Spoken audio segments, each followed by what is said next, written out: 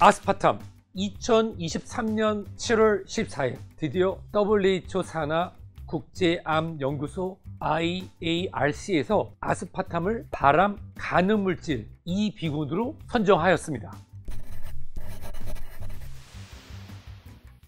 세계보건기구 WHO 산하 국제암연구소에서는 우리 인체에 발생될 수 있는 암을 일으킬 수 있는 여러 가지 물질을 구분하는 작업을 지속적으로 해왔습니다. 근데 국제암연구소의 암 발생 분류는 많은 혼란을 유발하고 있습니다. 1군, 2A군, 2B군, 3군. 이것은 1급, 2급, 3급과 같은 어떠한 특정한 가능성을 이해하는 것이 아닙니다. 즉 1군이라는 것은 인체와 동물에서 암을 일으켰다는 증거가 충분한 경우, 술, 담배, 자외선이 그 대표적인 예입니다. 이 A군 같은 경우는 인체에서는 정보가 제한되나 동물 실험 등에서는 암이 probably 발생할 가능성이 비교적 높다라고 정해진 건데, 여기에 들어가는 것이 바로 적색육으로 소고기와 돼지고기가 들어갑니다. 그리고 이 B군 같은 경우는 인체 실험, 동물 실험 둘 다 발암이 발병 가능성 possible, 하지만 그 정보가 제한적인 경우인데요. 이 B군을 한번 살펴볼까요?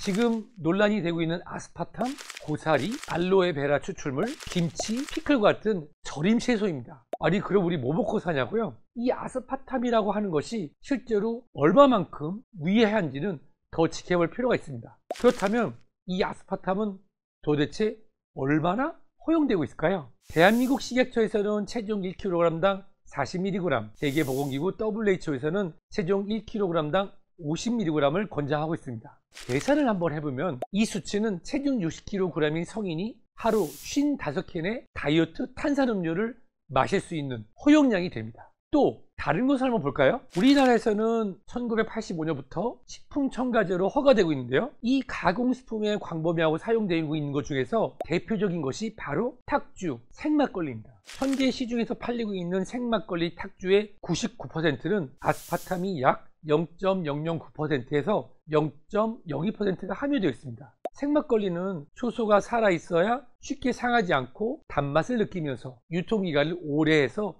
소비자한테 전달될 수 있기 때문이죠. 물론 일부 막걸리 업체에서는 무아스파탐 막걸리를 시판하고 있습니다만 실제로 대부분은 이 아스파탐이 포함되어 있다고 보시면 됩니다. 그러면 제로 탄산음료와 탁주, 막걸리만 있냐고요? 아닙니다. 실제로 단맛이 나는 가공식품에는 액상과당 또는 아스파탐이 들어있다고 보시면 됩니다. 그렇다면 생막걸리 탁주의 허가량은 하루에 얼마나 되냐고요? 750ml 한 병 기준으로 성인이 하루에 33병까지 마실 수가 있다고 합니다. 탁주 33병, 제로 탄산음료 55캔, 현실적으로 가능하지 않은 양입니다. 그렇다고 하면 왜 세계암연구소에서는 아스파탐을 발암 가능성 2비군으로 지정한 것일까요? 그 이유는 암은 대표적인 만성질환입니다.